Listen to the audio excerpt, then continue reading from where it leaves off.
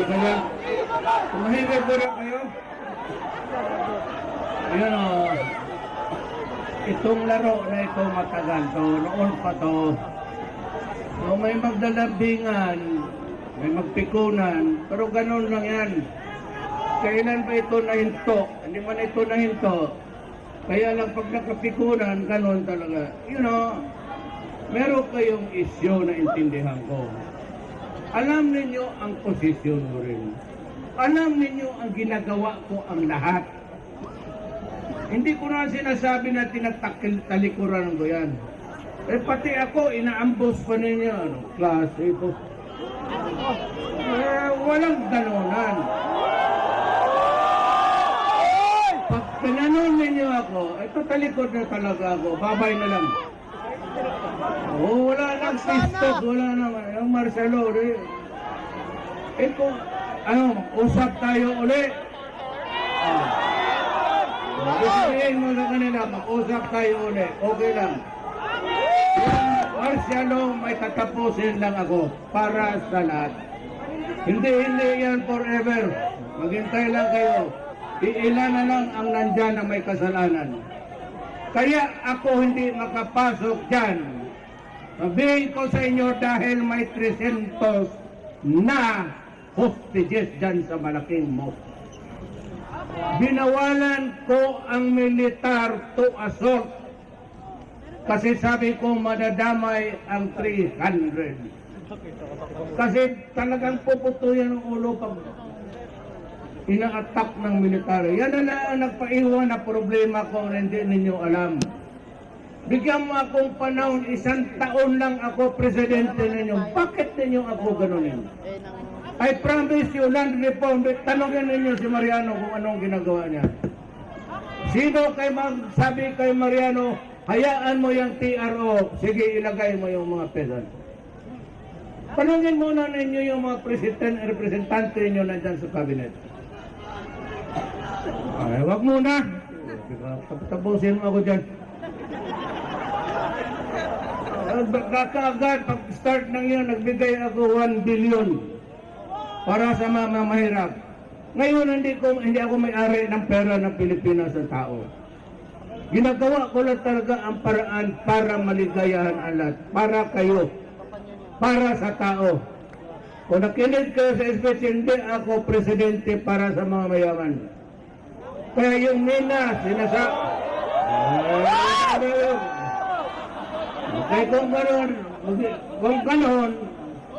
kung gano'n ang tratamente ninyo sa akin, parang kalaban, hindi ko natin usap. Wala na. Ayaw ko ng hurak, hurak dyan. Ito kung mali tuloy Tagalog, at mahingay muna kayo. Ayaw ko ng humarap sa inyo kung gano'n. Kung mag-usap, may hindi kayo gusto sa akin, sabihin ninyo sa akin sa Malacanang. Pinapapasok ko kayo lahat doon. Kakausap ko lang ang bayan. Bully, bakit ka bully? Sino ako mag-bully sa inyo? Dadali ninyo akong patayin. Sino may granada na? Sige, paputokin mo na dito. Eh! Diyan sa gitna. Para dyan ng banda ang mamatay. Makinig muna kayo. Kung ayaw ninyo makinig sa akin, kasi pag tingin ninyo diskumpiyado kayo, huwag kayo basta-bastang magmadali. Magtanong kayo sa mga representante ninyo dyan kasi nandyan yung Silalip. Nandyan si Masa, nandyan si Tigualo, nandyan si Mariano, nandyan si Briones. Puro left yan. Ano ba bang tanongin muna ninyo kung anong ginagawa mo? Hindi na kayo basta inaapura ninyo ako eh. Huwag ninyo akong you know, I cannot control everything. Hindi ako pwede mag-imprinta ng pera para ibigay ko. Kailangan ko kausapin itong Congress. Ito mahirap to. Bigyan ninyo ako ng panahon. 5 years lang naman ang iwan ko.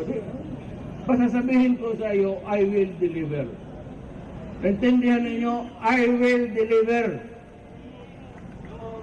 Ngayon, kung apurin ninyo ako bukas, wala tayong magawa.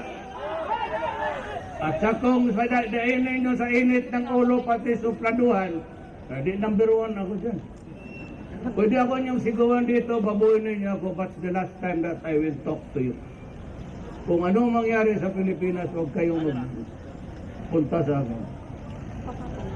Ganon lang tayo, mag-respetan. Give me one, mag-demonstrate lang kayo. Huwag lang magbinastos.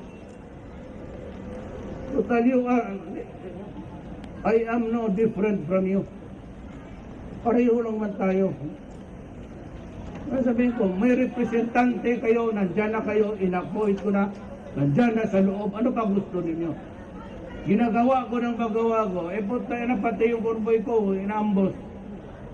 Pati ako gusto patayin. Hindi sino kausap ninyo? Di ba ninyo nandoon ako? Tapos sabi, Duterte, mag-usap tayo, magiging kayo ng bayan isang araw. Tapos pag-uwi ko, maglipad ako ng Marawi, ambusin ninyo ako. Hindi naman ako na din eh. Wow.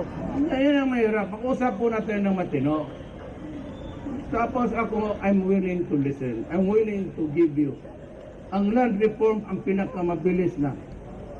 Ang akin lang yung pera, yung pantawid, pagpapangpagtulong sa inyo. Yes.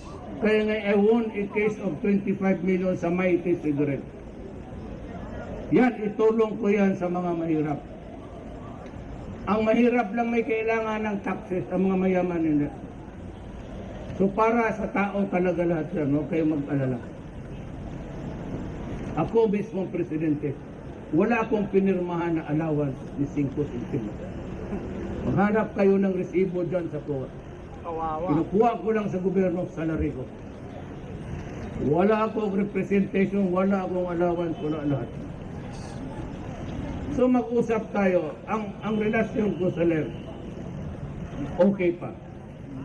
Huwag ninyong sirain kasi magsama tayo. Ang madadamay diyan pagka ganon magkasamaan tayo ng loob. Damay lahat, damay ako, damay kayo. But you keep the open line. Hindi pwede rin badala ng sukladuhan, patapangan. Ay, Pilipino, hindi naman ito patayan, hindi naman ito away. Usap ang kailangan natin. Nakausap.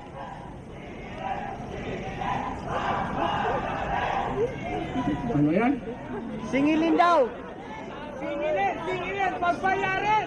Singilin daw. Ang bayaran ng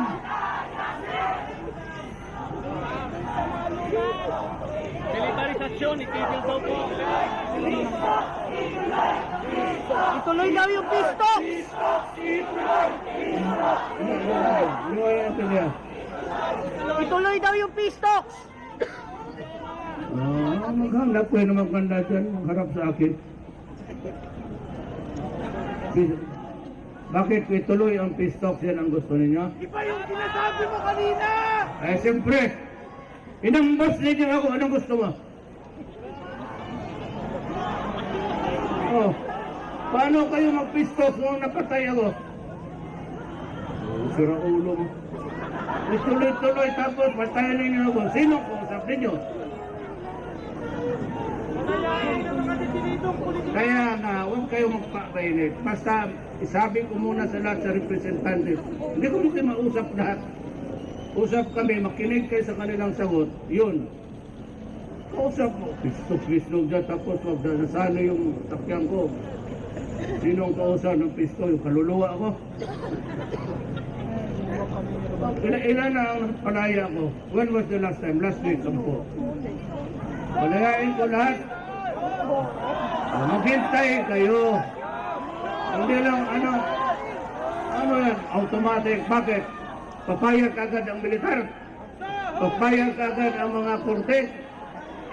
Hindi ko, pero ilan ang narinis ko sa inyo? Nandyan sa labas. Hindi militar ang bossing mo! Ano? Hindi militar ang bossing nyo! Hoy, hindi ako may-ari ng gobyerno. Kaya puti nga kayo dito, kay kayo, sabi niyo, kayo may-ari ng gobyerno. Kita mo. Hindi ako ang may-ari ng gobyerno. Hindi ako basta-basta na pag na-presidente ako. Sa sunod at ang gusto ninyo. Huwag akong ganun, dumaan ako dyan. Kagaya rin sa inyo. Tanungin mo si Season. Isa rin akong sigit sa... Alam ko yan, galing ako dyan. Kailangan ka nga ng tahimik, magrespetuhan tayo, huwag ninyo akong iambos, hindi naman kayo lahat pwedeng pagpagkamatay. Eh kung gusto talaga ninyo, punta kayo lahat sa bukid. Yan ang gusto ninyo. Kung gusto ninyo magpatayan ng Pilipinas, okay rin ako. Yan ang gusto ninyo. Sirain natin ang bayan Para natin. bukas na lang po. Sirain natin. Pagilid lang po. Pal, excuse na lang po. Hindi kita maintindihan. Ano? Gawing regular ang magagawang kontraktual! Organisasyon! Dapat gawing regular! Hindi kayo nakikinig eh. Sabi ko, Sibilyo number 1 left yan. Yan ang gumagawa ng Indo. Makaw! Hindi ninyo alam. Wala pa kayo sa panahon namin eh. Yan ang hindi nyo alam. Gusto nyo alamin nyo lahat. Mas marunong kayo kay Belyo, veterano yan dyan. Kaya yan pinapakinggan doon sa kabila eh. Ngayon ganito, magrespetuhan tayo o hindi. Padaanin po Okay ako siya sigawa ninyo, baliwala na akin yan. Ulitin ko ako. Kung yan ang gusto ninyo, sige. Wala akong problema. Ayaw ninyo magrespeto, ambusin ninyo ako. Tiis tayong lahat. Pabukan na lang po para sa mga lumad. Pabukan na lang po. Ay, pinapatay na kayo. Hello, sino may armas dyan? Yun na. Puputok na kayo.